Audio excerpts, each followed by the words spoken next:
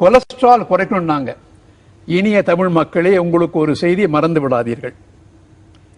Cholesterol என்பது நம் உடலுக்கு மிகவும் தேவையான ஒரு பொருள்.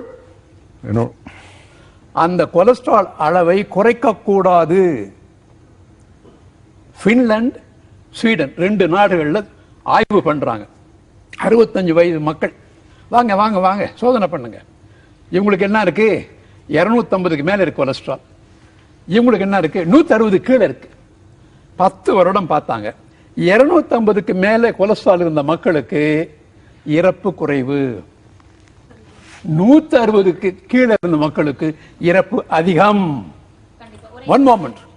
என்ன பேசிக் அப்படின்னா, கொலஸ்ட்ரால் இல்லாம ஹார்மோன்ஸ் கிடையாது.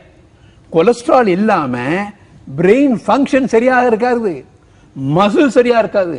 கொலஸ்ட்ராலை குறைச்சா ஹார்ட் அட்டாக் குறையணும். தப்பு.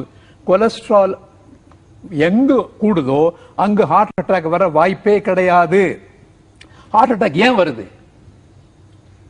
நவீன மிகவும் சிக்கலான பதட்டமான இந்த வாழ்வு,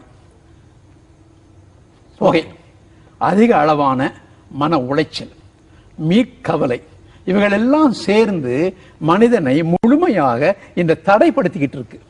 அப்ப இந்த தடை ஏற்படுது. அந்த தடை ஏற்பட்ட இடத்துல அந்த உள்ள இருக்கக்கூடிய உள்வரிகள், குழாயோட உள்வரிகள்லாம் சிதைந்துரும். அதை பூசுறதுக்காகத்தான் கொலஸ்ட்ரால் வருது. கொலஸ்ட்ரால் இருக்கு, இல்லைன்னு சொல்லுது. அந்த கொலஸ்ட்ராலும் லிப்பிட்ஸும் தேர் an attempt to heal the irregularity on the internal lining of the coronaries. ஆனால் கொலஸ்ட்ரால் பத்தி நீங்க யாரும் கவலைப்படவே வேணாம். ஆன்சல் கீஸ் ஒரு பயோகெமிஸ்ட் 1953 அவர் என்ன பண்ணாரு? என்னையா கொரியால நிறைய அமெரிக்கன் சோல்ஸ் இறந்துட்டு இருக்காங்களே, சோதனை பண்ணார். அதுக்கெல்லாம் காரணம் கொலஸ்ட்ரால். அவர் அடிச்சிட்டார். அதை பயன்படுத்தி அமெரிக்க குழுக்கள்லாம் ஒன்னா சேர்ந்து, ஐயோ இதெல்லாம் சாப்பிடாதீங்க, கோகனட் ஆயில் சாப்பிடாதீங்கன்னா. உலகத்தின் மிகச்சிறந்த எண்ணெய்கள் 3 தான். உணவு எண்ணெய் நான் சொல்றேன்: கோகனட் ஆயில், ஆலிவ் ஆயில், நல்லெண்ணெய். 3 தான்.